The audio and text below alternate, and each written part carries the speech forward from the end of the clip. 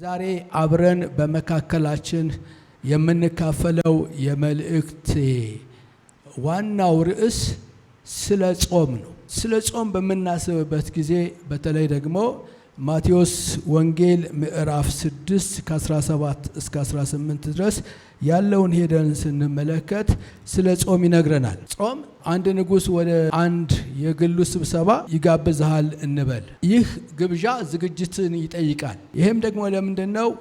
ለስብሰባው የሚያስፈልገውን ትኩረት ለማግኘት፣ ከስብሰባው ደግሞ የሚያስፈልገውን ነገር ቁም ነገር ይዞ ለመውጣት የመንፈስም ዝግጅት ያስፈልጋል። በአካልም ደግሞ መዘጋጀት ያስፈልጋል። ከዚያም አልፎ ልብን በደንብ አድርጎ ማዘጋጀትና ከስብሰባው የሆነ ቁም ነገርን ተካፍሎ ለመውጣት የሚደረግ አስቀድሞ ዝግጅት ያስፈልጋል። ጾም ማለት ለመለኮታዊ ስብሰባዎች ዝግጅት ነው። ብዙ አማኞች መንፈሳዊ ኃይልን ይፈልጋሉ። ስለ መንፈሳዊ ኃይል በሚነገርበት ጊዜ ብዙ አማኞች ይናፍቃሉ። መንፈሳዊ ኃይልን ለማግኘት ይፈልጋሉ። በነገራችን ላይ ብዙ በሄዳችሁ መጠን ከዛ በኋላ ተቀምጣችሁ መንገዳችሁን ወደ ኋላ ማሰብ፣ ከዛ በኋላ የቆሸሸውን ነገር ማስወገድና እንደገና አዲስ መንገድ መጀመር እጅግ አስፈላጊ ነገር ነው። ትዝ ይላችሁ እንደሆነ ጌታ ኢየሱስ ክርስቶስ በብዙ ካገለገሉ ከደከሙ በኋላ ደቀ መዛሙርቱን እንዲህ አላቸው፣ ጥቂት ወደ ምድረ በዳ ኑና እረፉ አላቸው። እና ያ የእረፍት ጊዜ ምንድነው ሲል ራሳቸውን የሚያዩበት ጊዜ፣ ድካማቸውን የሚያስወግዱበት ጊዜ፣ እንደገና ደግሞ በኃይል ታጥቀው ወደፊት የሚሄዱበት ጊዜ ነው። እና እግዚአብሔር ሕዝቡን በተለያየ ጊዜ በተለያየ ወቅት እንደዚህ አይነት ጥሪን ያደርጋል። እንድናርፍ በፊቱ እንድንሆን እግዚአብሔር ጥሪን ያደርጋል። ኃይላችንን እንድናድስ ይፈልጋል።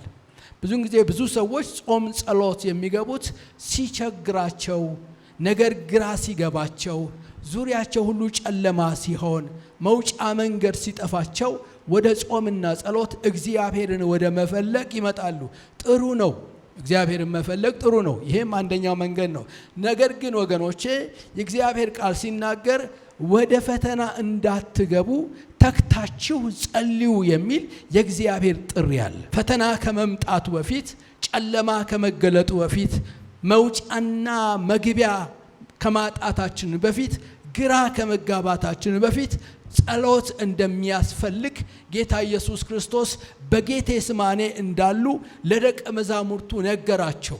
እነርሱ ግን እንቅልፍ አላቸውና ተኙ ይላል። ስለዚህ እግዚአብሔር ጥሪ ያደርጋል። ለጾም ለጸሎት ጥሪ ሕዝቡን በተለያየ ጊዜ ያደርጋል። በእግዚአብሔር ፊት እንድንሆን ይፈልጋል። እኔም ደግሞ ዛሬ ይህንን መልእክት ነው ይዤላችሁ የመጣሁት። እንድንጾም እንድንጸልይ እግዚአብሔር በእኔ በኩል ሆኖ ይህንን ጉባኤ ጥሪ ያደርጋል። እና ስትጾሙ እንደ ግብዞች አትጠውልጉ፣ ለሰዎች እንደ ጦመኛ ሊታዩ ፊታቸውን ያጠፋሉና እውነት እላችኋለሁ ዋጋቸውን ተቀብለዋል። አንተ ግን ስትጾም በስውር ላለው አባትህ እንጂ እንደ ጦመኛ ለሰዎች እንዳትታይ ራስን ተቀባ፣ ፊትንም ታጠብ፣ በስውር የሚያይ አባትህ በግልጽ ይከፍልሃል እያለ ይናገራል። ክብር ለኢየሱስ ይሁን። አጠቃላይ ልናገር የምፈልገው ስለ ጾምና ጸሎት ነው። የእግዚአብሔር ስም የተመሰገነ ይሁን። ጾም ማለት ወገኖቼ ከምግብ ብቻ መለየት አይደለም።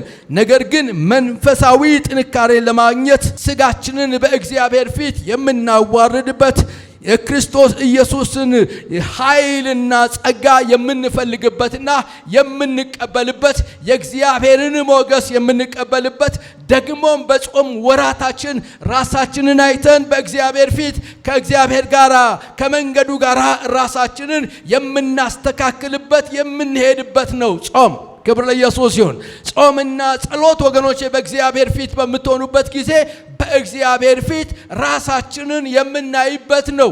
ከመንገዱ ስተን ከሆነ ከመንገዱ ወጥተን ከሆነ እግዚአብሔር የሚፈልግብንን ነገር ሳናደርግ ቀርተን ከሆነ በእግዚአብሔር ፊት ራሳችንን አይተን እግዚአብሔር በሚያሳየን መንገድ እንድንመለስና መንገዳችንን እንድናስተካክል ደግሞም ኃይል ባጣንበት ነገር ላይ ኃይልን ተሞልተን እንደገና ተነስተን የምንራመድበት መንገድ ነው ጾምና ጸሎት። ክብር ለኢየሱስ ይሁን። አንድ መስሪያ ቤት ቅድም እንደነገርኳችሁ ካላችሁ የዓመቱን በሙሉ ሪፖርት የሚሰማበትና ድካምንና ብርታታቸውን ለይተው በድካማቸው ተመልሰው እንደገና የሚበረቱበት በብርታታቸው እንደገና አሻሽለው የሚቀጥሉበት ከአለቆቻቸው ጋር ስብሰባ ያደርጋሉ። እኔና እናንተም ደግሞ ከሰራዊት አምላክ እግዚአብሔር ጋር ስብሰባ እንድናደርግ እግዚአብሔር ይፈልጋል። ክብር ለኢየሱስ ይሁን። በእግዚአብሔር ፊት እንድንሆን እግዚአብሔር ይፈልጋል። ራሳችን እንድናይ እግዚአብሔር ይፈልጋል። እግዚአብሔር ከእኛ የሚፈልገውን ነገር ምን ያህል እንዳደረግን፣ ምን ያህል እንደሰራን፣ ምን ያህል እንዳልሰራን በፊቱ ራሳችንን የምናይበት ጊዜ ነው። ክብር ለኢየሱስ ይሁን። በነገራችን ላይ ወገኖቼ ጾም እኛ የጀመርነው ሳይሆን ጾምና ጸሎት ራሱ ጌታ ክርስቶስ ኢየሱስ ያደረገውና የተለማመደው ነገር ነው። እግዚአብሔር ስም የተመሰገነ ይሁን።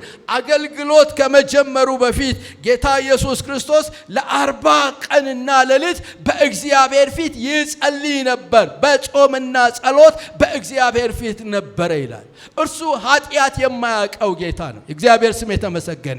እሱ በደል የማያውቀው ጌታ ነው። እሱ ስህተት የሚባለው ነገር የማያውቀው ጌታ ነው። ስህተቱን ለማረም አይደለም በእግዚአብሔር ፊት የሆነው፣ ኃጢአቱ እንዲወገድ አይደለም በእግዚአብሔር ፊት ሆነው፣ ነገር ግን አገልግሎቱን ከመጀመሩ በፊት ራሱ ኢየሱስ ክርስቶስ ጾምና ጸሎት በእግዚአብሔር ፊት ለማሳለፍ ችሏል። የጌታ ስም የተመሰገነ።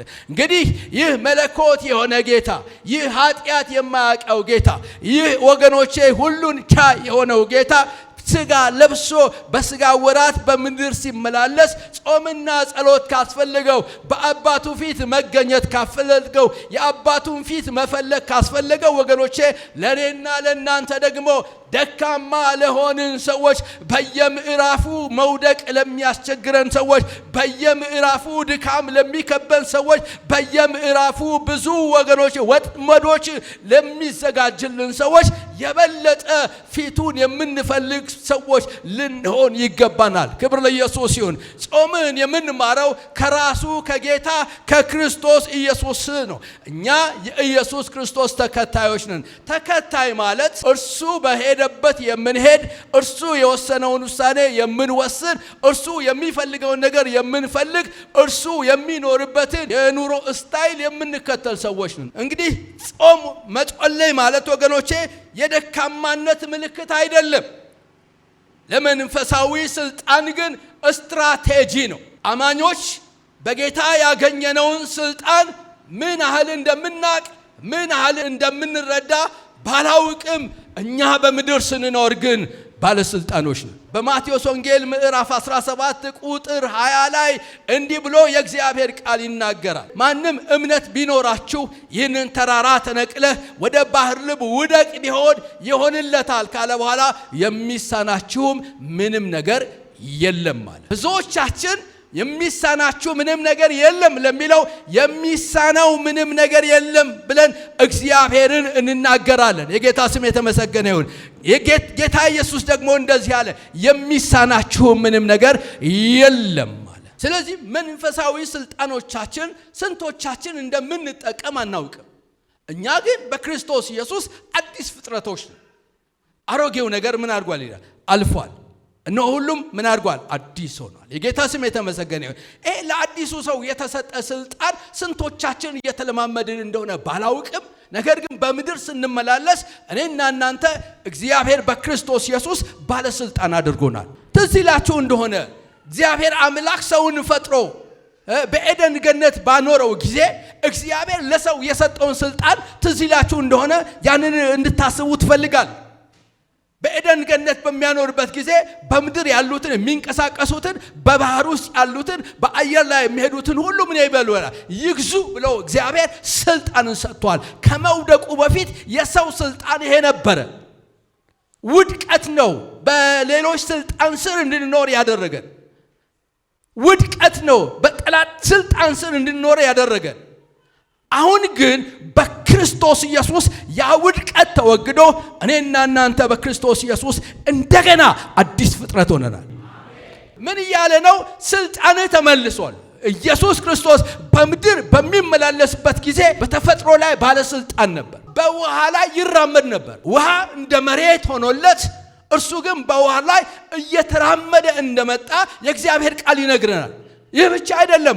ጴጥሮስ በውሃ ላይ መራመዱን ባየ ጊዜ አንተ እስከሆንክ እዘዘኝና ወደ አንተ ልምጣ ሲል አትምጣ አላለውም፣ ና አለው። ክብር ለኢየሱስ ይሁን። በምን ላይ? በውሃ ላይ እንዲህ እየተራመደ እንዲመጣ ነው ያፈለገው።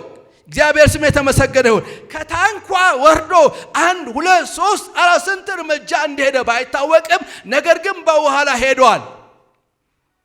ይሄ ምንድነው? በተፈጥሮን የመግዛት ምልክት ነው የሚያሳይ። የነፋሱን ኃይል ባየ ጊዜ ፈራ፣ መስጠምም ጀመረ ይላል። ከዛ በኋላ ኢየሱስ አወጣና ምን አለው መሰላችሁ? ስለምን ተጠራጠርክ? ምን ማለቱ ነው? ይቻላል እንዳትችል ያደረገ ግን ጥርጣሬ ነው ማለቱ። ይህ ብቻ አይደለም። ኢየሱስ ክርስቶስ ነፋስና ማዕበሉን ጸጥ እንዲሉ አድርጓል። በተፈጥሮ ላይ ባለስልጣን።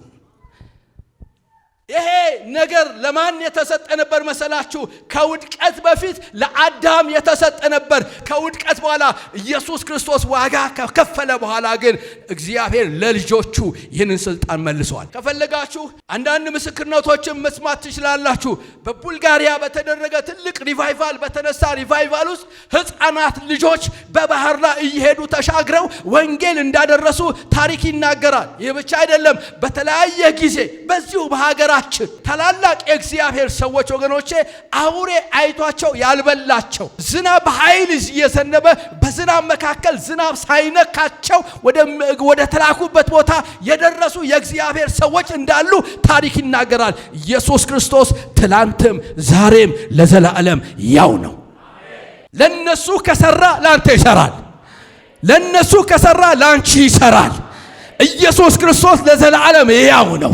እግዚአብሔር ለሰው ፊት አያዳላም። ታዲያ ምን እያልከን ነው ካላችሁ ወገኖቼ፣ ጾምና ጸሎት በእግዚአብሔር ነገር እንድንሞላ ባዶ ያደርገናል። ብዙ በውስጣችን የተቀመጡ ጫጫታዎች፣ ብዙ በውስጣችን የተቀመጠ ጭንቀት፣ ብዙ በውስጣችን የተቀመጠ ያለማመን፣ ብዙ በውስጣችን የተቀመጠ በእግዚአብሔር ላይ ያለመደገፍ፣ ብዙ አይነት ችግሮችን አስወግዶ ባዶ ያደርገንና የእግዚአብሔር ነገር እንድንሞላ ያደርገናል። አሜን ትላላችሁ? በሩጫ የእግዚአብሔርን ነገር አትሞሉትም። በሩጫ የእግዚአብሔር ነገር አትሞሉም። በሳምንት በሆነ በአንድ ስብከት የእግዚአብሔርን ነገር አትሞላም። ወገኔ ወደ እግዚአብሔር በቀረብን ቁጥር ወገኖቼ ውስጥ የተቀመጠው የማይረባው ተስፋ የሚያስቆርጠን ድካምን የሚሞላብን አትችልም የሚለንን እምነት የሚያስወግድብንን እምነታችን እንዳይጠነክርና አልፈን እንዳንሄድ የሚያደርገን ነገር አስወግዶ በራሱ ነገር መሞላት ትጀምራለህ። በኢየሱስም በእግዚአብሔር ነገር ብቻ የተሞላችሁ ሆኑ። ወንድሞቼና እህቶቼ እግዚአብሔር ተለይቶ አይደለም። እግዚአብሔር ባለፈው ዘመን የነበረ እግዚአብሔር ዛሬም አለ። ለሐዋርያት የሰራ እግዚአብሔር ለኛም ይሰራል። ለነቢያት የሰራ እግዚአብሔር ላንቺም ይሰራል። እግዚአብሔር አልተለወጠም። እኛ ነን የተለወጥነው። በጌታ በኢየሱስም ወደ ትክክለኛው መንገድ መግባት ይሁንልን። የሃይማኖት ስፕሪት በኢየሱስም የተሰበረ ይሁን። መንፈሳዊነት በኢየሱስም ተሞሉ። የመንፈሳዊነት መንፈስ በኢየሱስም ይሙላባችሁ። ሰይጣን ሃይማኖተኛ ሆነ ብትኖር ምንም ችግር የለበትም። ስጋም ሃይማኖተኛ ሆነ ብትኖር ምንም ችግር የለበትም። ዓለምም ሃይማኖተኛ ሆነ ብትመላለስ ችግር የለበትም። ምክንያቱም አትነካውም። ምክንያቱም ሄደ አትበዘብዘውም። ተስማምተህ ትኖራለህ። እግዚአብሔር ግን እንዲህ ሆነ እንድንኖር አይፈልግም። የተለየን ሆነ እንድንኖር ይፈልጋል። እግዚአብሔር በተለየ መንፈስ ይሙላብን። ጾም ወገኖቼ በስጋችን ላይ መንፈሳችንን ያጠነክረዋል። ስጋችሁ አሁን ስጠኝ ይልሃል። ስጋ አሁን አብላኝ ይልሃል። ስጋ አሁን ልብስን ለውጥ ይልሃል። ስጋ አሁን እስቲ ትንሽ ቲክቶክ ተመልከት። ስጋ የሆነ ነገር ፕሮግራም ያመጣልሃል።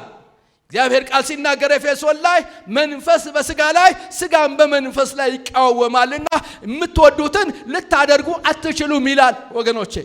ነገር ግን የስጋ ነገር እምቢ ብላችሁ ወደ መንፈሳዊ ነገር በተጠጋችሁ መጠን ታሪክ መለወጥ ይጀምራል። በጌታ በኢየሱስ ስም ማን ሴትና ወንድ ነው የእግዚአብሔርን ነገር በዚህ ዘመን ታድሶ ወደፊት የሚሄድስ? በኢየሱስ ክርስቶስ ስም እግዚአብሔር ያድሳችሁ። ይህ የመታደስ ዘመን ይሁንላችሁ። ስጋ የራሱ ፍላጎት አለው፣ የራሱ ፈቃድ አለው፣ የራሱ ምኞት አለው። የሮሜ ጻፊን እንዲህ ብሎ ተናገረ። ስለ ሥጋ ማሰብ ከእግዚአብሔር ዘንድ ምንድነው አለ? ጸብ ነው አለ። ሰው ከእግዚአብሔር ጋር ተጣልቶ ያመልካል፣ ከእግዚአብሔር ጋር ተጣልቶ ይዘምራል፣ ከእግዚአብሔር ጋር ተጣልቶ ያገለግላል። ወገኖቼ እግዚአብሔር ግን ያንን አይፈልግም። ከሥጋችን ይልቅ መንፈሳችን እንድንቀልበው በመንፈስ እየተመራን እግዚአብሔርን ደስ የሚያሰኝ ሕይወትና አገልግሎት እንድንኖር እግዚአብሔር ይፈልጋል። ይህ ወር የሐምሌ ወር የምናወራርድበት በእግዚአብሔር ፊት የምንሆንበት የማይረባውን ነገር ጥለን የሚረባውን ነገር አንስተን የምንሄድበት ወር በኢየሱስም ያድርግልን። ከእግዚአብሔር ጋር ወገኖቼ ሆናችሁ መንገዳችሁን የምትሰልሉበት ዘመን በኢየሱስም ያድርግላችሁ። ወገኖቼ ሥጋችን ባደከመን ቁጥር በመንፈስ ለመመራት መንፈሳችንን እናሰለጥነዋል። ይህ ብቻ አይደለም፣ ጾም መንፈሳዊ ጆሮአችንን ይከፍተዋል። መንፈስ ይሰማል፣ መንፈስ ያያል፣ መንፈስ ነገሮችን ይረዳል። መንፈስ የሚቀጥለውን ዘመን ማወቅ ይችላል። መንፈስ ይመረምራል። እግዚአብሔር ቃል ሲናገር መንፈስ ይሰማል። ይሄ ሥጋዊ ማንነታችን በውጭ ያለው መዳሰስ፣ ማየት፣ መቅመስ፣ ማሽተት እንደሚችል መንፈስም እንዲሁ ያደርጋል። መንፈስም እንዲሁ ያደርጋል። ግን ማየት እንዲችል፣ ማሽተት እንዲችል፣ መቅመስ እንዲችል፣ መረዳት እንዲችል መንፈሳችን መሰልጠን ይገባዋል። በኢየሱስ ስም መንፈሳችሁ የሰለጠነ ይሁን። እውነት ነው፣ ድናችኋል። እንደደናችሁ ጥርጣሬ የለኝም። በክርስቶስ ኢየሱስ ካመናችሁ ድናችኋል። መዳናችሁ እርግጠኛ ሆኜ ነግራችኋለሁ፣ ድናችኋል። ነገር ግን ወደሚቀጥለው ምዕራፍ እንድታልፍ ካስፈልገ፣ በመንፈስ መረዳት እግዚአብሔር እንድታመልከው ካስፈልገ፣ በመንፈስ መረዳት እግዚአብሔር እንድታገለግለው ካስፈልገ፣ መንገድህ ከእግዚአብሔር ሐሳብ ጋር የተቆራኘና በእግዚአብሔር ሐሳብ መውጣት መግባት የምትፈልግ ከሆነ የግድ መንፈስህን በእግዚአብሔር ፊት ሆነ ልታሰለጥነው ይገባል። ጾም መንፈሳዊ ጆሮአችንን ያደርጋል፣ ይከፍታል። ጆሮህ የሚጮህበት ሰው ከውጪ የሚመጣውን ድምፅ መስማት አይችልም። እኔ ረጅም ጊዜ ጆሮ ይጮህብኝ ነበር። ስለዚህ በአንድ ጆሮዬ ነው የምጠቀም የነበረው። በሌላ በኩል የሚመጣውን ድምፅ ለመስማት ይቸገራለሁ። ምክንያቱም የራሱ ጩኸት ነው እንዳልሰማ ይከለክለኝ የነበረው። ወንድሞቼና እህቶቼ ዛሬስ መንፈሳዊ ጆሮአችሁ የሚጮህባችሁ ወንድሞችና እህቶች የላችሁም? እንግዲያውስ ካላችሁ አንድ መፍትሄ ልግራችሁ፣ ወደ እግዚአብሔር ፊት ቅረቡና መንፈሳዊ ጆሮአችሁ የተፈወሰ ይሁንላችሁ። እውነቴን ልንገራችሁ፣ እግዚአብሔር በስማ በለው እንድንሰማ አይፈልግም። እኛ የእግዚአብሔር ልጆች፣ የእግዚአብሔርን ቃል ሲናገር ልጆቼ ድምፄን ምን ያደርጋሉ? ይሰማል፣ እነሱም ይከተሉኛል፣ የሌላውን ድምፅ ግን አያውቁም ይላል። ከእርሱ ጋር ጊዜ ባሳለፍን ቁጥር፣ ከእርሱ ጋር በዋልን ቁጥር፣ ሥጋችንን አድክመን በመንፈሳችን ባሰለጠንን ቁጥር፣ ወደ እግዚአብሔር ሐሳብ በቀረብን ቁጥር ወንድሞቼ የአባታችን ድምፅ ኩልል ብሎ ይሰማናል። እግዚአብሔር ስም የተመሰገነ ይሁን።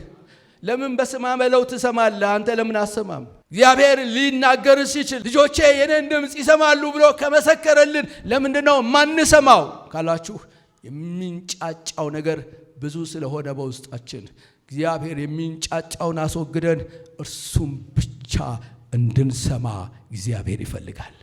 ጫጫታ ባለበት የእግዚአብሔርን ድምፅ መስማት አይቻልም። ሌላው ጾም መንፈሳዊ እድገትን ይሰጣል። መንፈሳዊ እድገት የምታገኘው ከእግዚአብሔር ጋር አብረህ በዋልክ መጠን። አንዳንድ ውጊያዎች ስር የሰደዱ ናቸው። ስር የሰደደ ውጊያ፣ ከዘር ማንዘር የሚመጣ ውጊያ። አሁን ያለው የዓለም ሲስተም የተጠመደ ወጥመድ ውስጥ የገቡ ይህን አይነት ውጊያ ከእግዚአብሔር ጋር ጊዜ እንዳናሳልፍ ለእግዚአብሔር ያለን ልብ ወገኖቼ እንደ ልጅነታችን ዘመን እንዳይሆን የሚያደርግ ብዙ አይነት ውጊያዎች፣ ብዙ አይነት ከበባዎች አሉ። እግዚአብሔር ግን ከበባን ይበትናል። ስለዚህ ጾም ከውጊያዎች ነፃ ያወጣንና በመንፈሱ እንድናድግ ያደርገናል። ጾም ብቻ አይደለም። ጾም ደግሞ ጸሎት ከሌለበት የረሃብ አድማ ነው። አንዳንድ ሰዎች ይጾማሉ፣ ጥሩ ነው። እስከ 9 ሰዓት እስከ 10 ሰዓት ምግብ ሳይበሉ ይቆያሉ። ነገር ግን ጸሎት ደግሞ ከሌለበት ብቻውን ዋጋ የለውም። ጾም እግዚአብሔርን ማስገደጃ መንገድ ሳይሆን ጾም ከእርሱ ጋር የምንስማማበትን መንገድ ነው። እግዚአብሔር ጋር የምንስማማበት እኔ አልችልም እግዚአብሔር ሆይ አንተ ግን ትችላለህ ብለን በእኛ ላይ ለእግዚአብሔር ፈቃድን የምንሰጥበት ነው ጾም።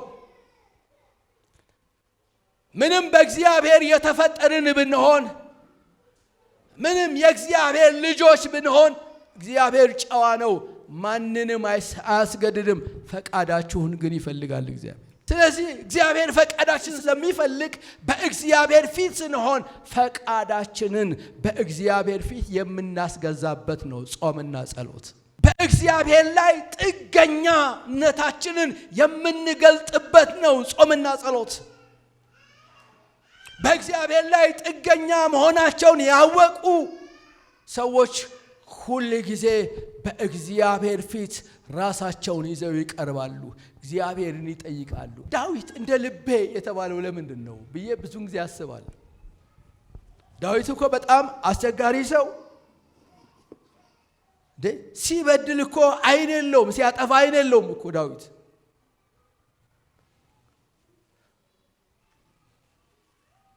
ግን ለእግዚአብሔር ጊዜ ነበረው። በእግዚአብሔር ፊት ጊዜ ያሳልፍ ነበር። በደሉ በተነገረው ጊዜ፣ ኃጢአቱ በተነገረው ጊዜ ማቅ ለብሶ በእግዚአብሔር ፊት ንስሐ የሚገባ በእግዚአብሔር ፊት ራሱን የሚያዋርድ ነበር።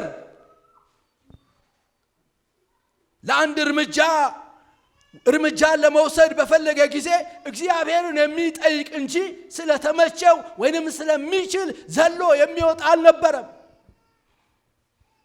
ለሚያደርገው ነገር ሁሉ እግዚአብሔርን ይጠይቃል። ሰልፍ ሲመጣበት እግዚአብሔርን ይጠይቃል። ጦርነት ሲከበው እግዚአብሔርን ይጠይቃል። ማድረግ የሚፈልገውን ነገር እግዚአብሔርን ጠይቆ ነው የሚያደርገው። ስለዚህ ከእግዚአብሔር ጋር አብሮ የመሄድ ባህሪ ስለነበረው ዳዊትን እግዚአብሔር እንደዚህ ያለው እንደ ልቤ የሆነውን የእሴይ ልጅ ዳዊትን አገኘሁት አለ። እግዚአብሔር እንደ እግዚአብሔር ልብ በኢየሱስ ስም ያደርጋችሁ። ስለዚህ ስትጾሙ ስትጸልዩ በእግዚአብሔር ፊት መንፈሳዊ እድገትን ታገኛላችሁ። እግዚአብሔር አምላካችሁን ታውቁታላችሁ። ከፈቃዱ ጋር አብራችሁ መሄድ ትችላላችሁ። ፈቃዱን ለማድረግ ቆራጦች እንሆናለን። እግዚአብሔር መንገድን ያሳየናል። ዝም ብለን አይኖቻችንን ጨፍነን ወገኖቼ የምንሄድ ሰዎች ሳይሆን እግዚአብሔር መንገዱ ይሄ ነው ይለናል። አሜን ትላላችሁ? እግዚአብሔር ይምራችሁ። እኔ ልባርካችሁ። እግዚአብሔር ይምራችሁ። እግዚአብሔር የመራው ሰው ከድካም ይድናል። እግዚአብሔር ይምራችሁ። እግዚአብሔር የመራው ሰው ከሰልፍ ነፃ ይወጣል። እግዚአብሔር ይምራችሁ። በቀሪው ዘመን እግዚአብሔር የሚመራችሁ ሰዎች ያድርጋችሁ። የምትቅበዘበዙ፣ የምትደክሙ፣ የምትታክቱ ሳይሆን በእግዚአብሔር መሪነት ወጥታችሁ ድልን የምትለማመድ ሰዎች በኢየሱስም ያድርጋችሁ። ብዙ ሰው በዚህ ዘመን ድልን ይናፍቃል። በኢየሱስም እግዚአብሔር ድልን ይስጣችሁ። እግዚአብሔርን ስሙት። እግዚአብሔርን ስትሰማ ድል ታገኛለህ። የጌታ ስም የተመሰገነ ይሁን። ብዙ ሰው በራሱ ዝም ብሎ የሚሮጥ ከሆነ በተዘዋዋሪ መንገድ ምን እንደሆነ ታውቃላችሁ? እግዚአብሔር እርዳታ አያስፈልገኝም፣ እኔ በቂ ነኝ ለራሴ ማለት ነው። ይሄ ደግሞ ምን እንደሆነ ታውቃላችሁ? ትዕቢት ይባላል። በኢየሱስም እግዚአብሔር ከመንፈሳዊ ትዕቢት ያድናችሁ። እኔ ለራሴ በቂ ነኝ፣ አንተ አታስፈልገኝም ማለት ነው። እግዚአብሔርን የጠየቃችሁ የማትሄዱ ከሆነ፣ እግዚአብሔርን የጠየቃችሁ የማትወጡና የማትገቡ ከሆነ፣ ከእግዚአብሔር ጋር ያለን ጥገኝነታችሁ በጣም ደካማና እንደው ዝም ብላችሁ በዘፈቀደ የምትወጡና የምትገቡ ከሆነ ወገኖቼ ብዙ መንከራተት ይበዛባችኋል። አትንከራተቱ። አጭሩ መንገድ ከእግዚአብሔር ጋር አብራችሁ ሂዱ። ምን ያንከራትታል? እግዚአብሔር መንከራተታችን አይፈልግም። ስለኔና ስለናንተ እኮ ኢየሱስ ክርስቶስ ተንከራቷል። ስለኔና ስለናንተ እኮ ኢየሱስ ክርስቶስ ዋጋ ከፍሏል። በነፃነት እንድንኖር እኮ ክርስቶስ ነፃ አውጥቶናል። ስለዚህ ከእግዚአብሔር ጋር አብረው መሄድ አይሻልም? በጌታ በኢየሱስ ስም በዚህ ዘመን ያለ የሚመስል ግን የሌለ መንፈሳዊ ድንዛዜ በኢየሱስ ስም ይነሳ። ምን እንደሆነ አላቅም። ለኔ ግን የሚታየኝ አንድ ነገር አለ። በብዙ ሰው ላይ መንፈሳዊ ድንዛዜ አለ። ብዙ ሰው በስማ በለው ነው የሚኖረው፣ ራሱ ሰምቶ አይኖርም። አባቴ እንዲህ ብሎኛል የሚለው ነብይ የነገረውን ጥሩ ነው፣ ከነብይ መስማት ጥሩ ነው። ነገር ግን ከምንም ነገር በላይ ደግሞ ራስ ከእግዚአብሔር መስማት ይበልጣል። ለምን ራሳችን መስማት አቃተን ካልን ለእግዚአብሔር ያለን ጊዜ በጣም የተወሰነ ስለሆነ። መጽሐፍ ቅዱስ ክርስቲያኖችን ብዙ ጊዜ በንስር ይመስላቸዋል። ንስር እንደ ወፍ የሚበር ቢሆን ግን ከወፎች ጋር አንድ አይነት አይደለም። ጳውሎስ ምንም እንደ ሰው ብንመላለስ አለ ውጊያችን ከደምና ከስጋ ጋር አይደለም አለ። ምንም እንደ ሰው ብንመላለስ፣ በሰው ባህል ብንሄድ እንደ ሰው አንመላለስም። ስለዚህ ንስር ምንም ወፍ ቢሆን የወፍ ዝርያ ቢሆን ግን ከወፎች ጋር አንድ አይደለም። ከንስር ባህሪ በጣም ከሚገርመኝ ነገር ንስር አውሎ ነፋስ በሚመጣበት ጊዜ ከአውሎ ነፋስ በላይ ሆኖ ይበራል እንጂ እንደ ሌሎቹ ወደ ሆነ ስርቻ ተጠግቶ አያመልጥም። ወደ ላይ ከፍታ ይጨምራል። በኢየሱስ ስም አውሎ ነፋስ ሲነሳባችሁ፣ መከራ ሲጨምር፣ ችግሮች ሲመጡ በኢየሱስ ስም ከፍታ መጨመር ይሆንላችሁ። አሜን። ከፍታ ይጨምራል። ወደ ላይ ከፍታ ይጨምራል። ከአውሎ ነፋሱ በላይ ይሆናል። ወገኖቼ እኔና እናንተ እንደ ንስር የተመሰልን ሰዎች ነው። ንስር ሲያረጅ ወገኖቼ ምን እንደሚያደርግ ታውቃላችሁ? የሆነ ጥግ ላይ የሆነ ቋጥኝ ውስጥ ይገባል። ቋጥኝ ውስጥ ንስር ሲያድስ ራሱን ሲያድስ እንደዚህ ነው የሚያደርገው። ቋጥኝ ውስጥ ይገባል።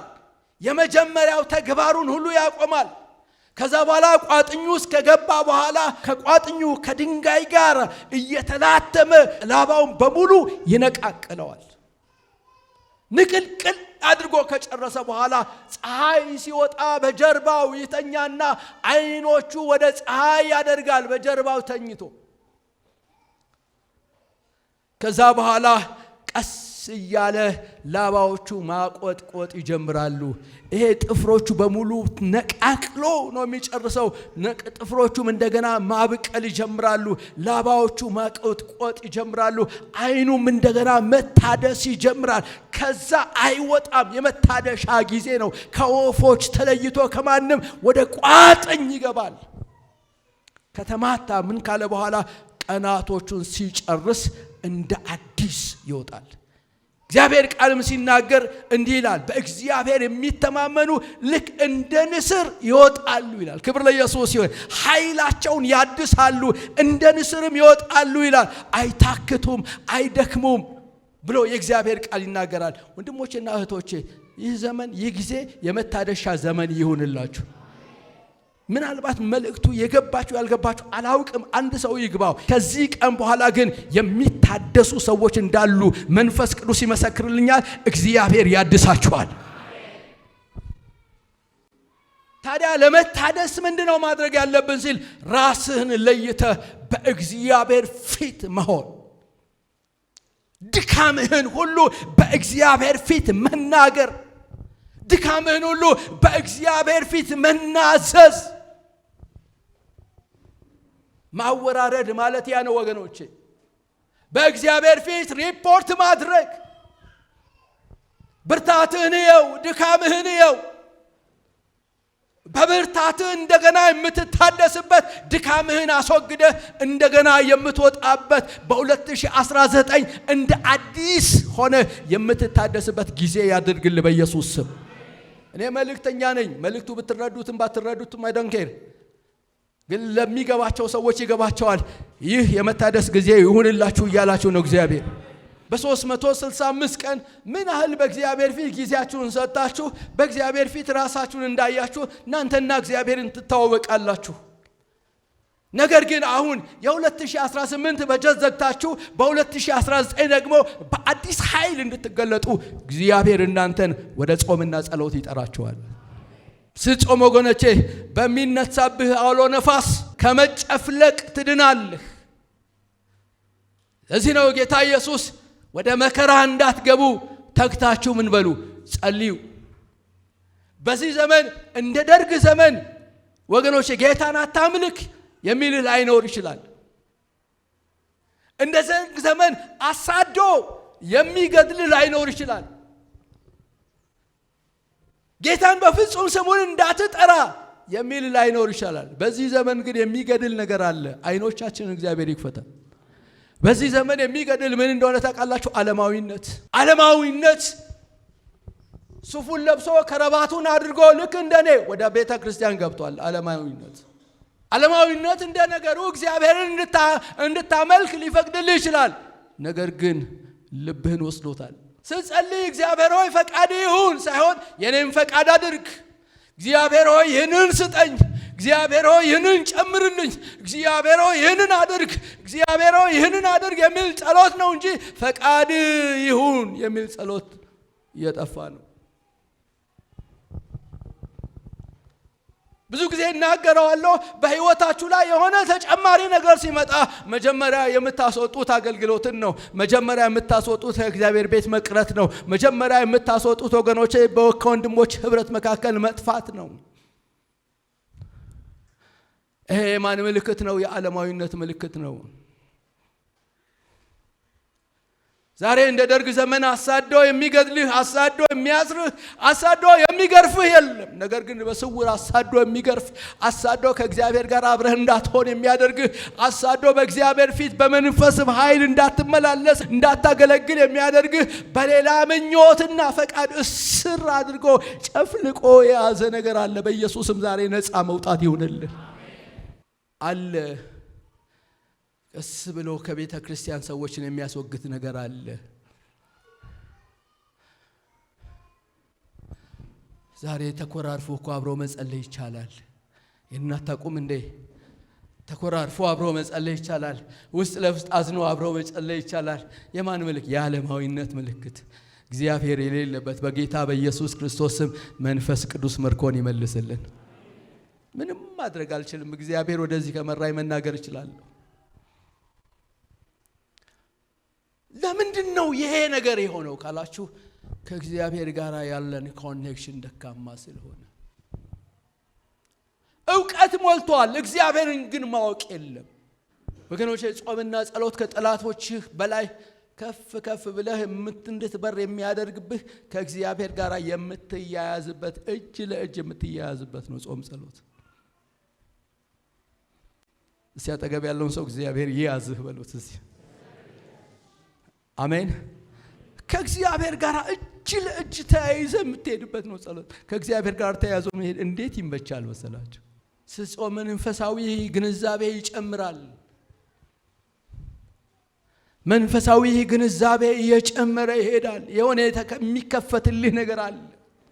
የሆነ የሚበራልህ ነገር አለ። ሰው እንደሚረዳው አትረዳም። በተለየ መንገድ መረዳት ትጀምራለህ። እግዚአብሔር ግራ በተጋባችሁበት ነገር፣ የእግዚአብሔርን ፊት በምትፈልጉበት ነገር፣ እንቆቅልሽ በሆነባችሁ ነገር፣ በየትኛውም ቦታ ላይ ብትደርሱ እንቆቅልሻችሁ አልፈታ ባላችሁ ነገር ላይ ሁሉ እግዚአብሔር ብርሃኑን ያብራላችሁ። አያችሁ፣ ስትጾሙ እግዚአብሔር መንፈሳዊ ብርሃንን ወደ ህይወታችሁ ይልካል። በኢየሱስ ስም እግዚአብሔር ይመልስልን። ቀደመዋ ቤተ ክርስቲያን ትጾም ትጸልይ ነበር ነው የሚለው መጽሐፍ ቅዱስ።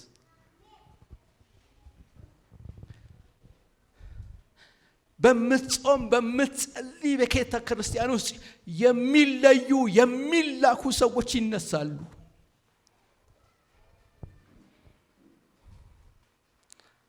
እኔ ላከኝ ያለው ኢሳይያስ ነው። አዲስ ኪዳን ግን እኔ የለየኋችሁን ለዩልኝ ብሎ መንፈስ ቅዱስ ድምጽ አመጣ። እግዚአብሔር ድምጽ እንዲያመጣ ትፈልጋላችሁ? በእግዚአብሔር ፊቱን ፈልጉ። አሜን ትላላችሁ? ራስን ከመግለጥ እግዚአብሔር ይግለጥ። እኔ በቂ ነኝ፣ እኔ እችላለሁ አይልም። እግዚአብሔር በቂ የሆነውን ሰው የመረጥኩት ሰው የምልከው ሰው አለኝ ይላል። አሜን ትላላችሁ? ምክንያቱም በር የሚከፍት ማን ነው? እግዚአብሔር። የሚዘጋ ማን ነው? እግዚአብሔር። በኢየሱስም እግዚአብሔር በርን ይክፈትላችሁ። እግዚአብሔር በርን ከከፈተልህ ወንድሜ ሀገርን ይሰጣል እግዚአብሔር። በኢየሱስም እግዚአብሔር ሀገር ይስጣችሁ። ጾምና ጸሎት ሲበዛ የቃሉ ረሃብተኛ ትሆናለህ። የቃሉ ረሃብተኛ እንሆናለን። ጾምና ጸሎት ስታበዛ በእግዚአብሔር ፊት ስትሆን የቃሉ ረሃብተኛ ነው የምትሆነው። የእግዚአብሔርን ቃል ምክንያቱም መንፈስህ እየጠነከረ እየወጣ ሲሄድ መንፈሳዊ ምግብ ደግሞ የሆነው የእግዚአብሔር ቃል ነው።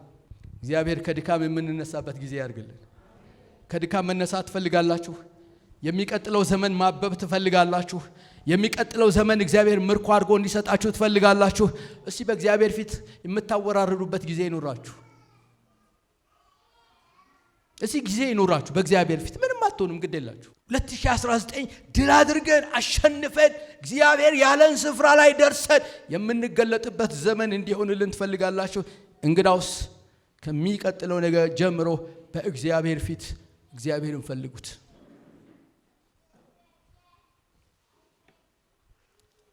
ስትጾም ስትጸልይ ለኃጢአት ያለ ስሜት ይለወጣል። እንደማይመጥንህ ይገባል።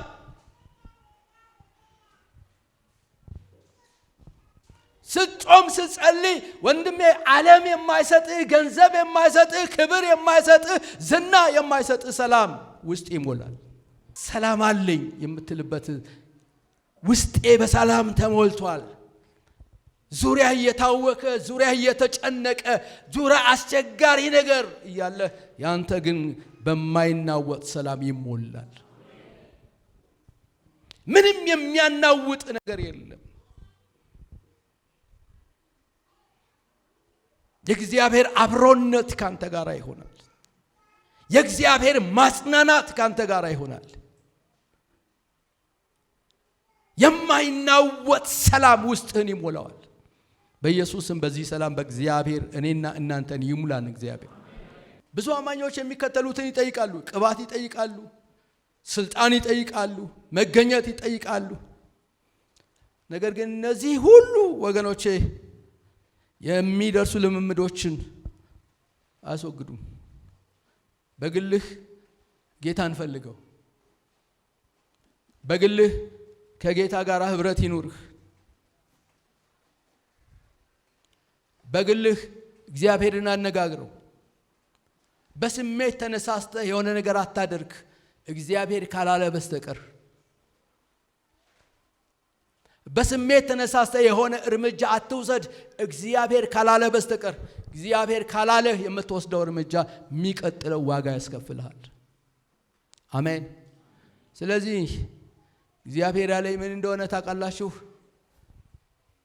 ወደ እግዚአብሔር ፊት ነው፣ ጽሙ፣ ጸልዩ። የሚቀጥለው ዘመናችሁ ያማረ ይሆናል። አጭሩ መልእክት ይሄ ነው። የሚቀጥለው ዘመን ሊያምርለት የሚፈልግ ሰው በእግዚአብሔር ፊት ሆኖ ይህንን ዘመን ይዝጋ፣ አዲስ ዘመን ይክፈት። ይህንን ዘመን ዝጋ፣ አዲስ ዘመን ክፈት። አዲሱ ዘመን በመንፈስ ሆነ ተቀበል። አዲሱን ዘመን ዋጀው፣ አዲሱን ዘመን ግዛው። እግዚአብሔር ካንተ ጋር ይሆናል። ማድረግ ያንተ ነው። ይህንን ማድረግ ያንተ ፋንታ ነው። መልሱ ግን ከሰራዊት አምላክ እግዚአብሔር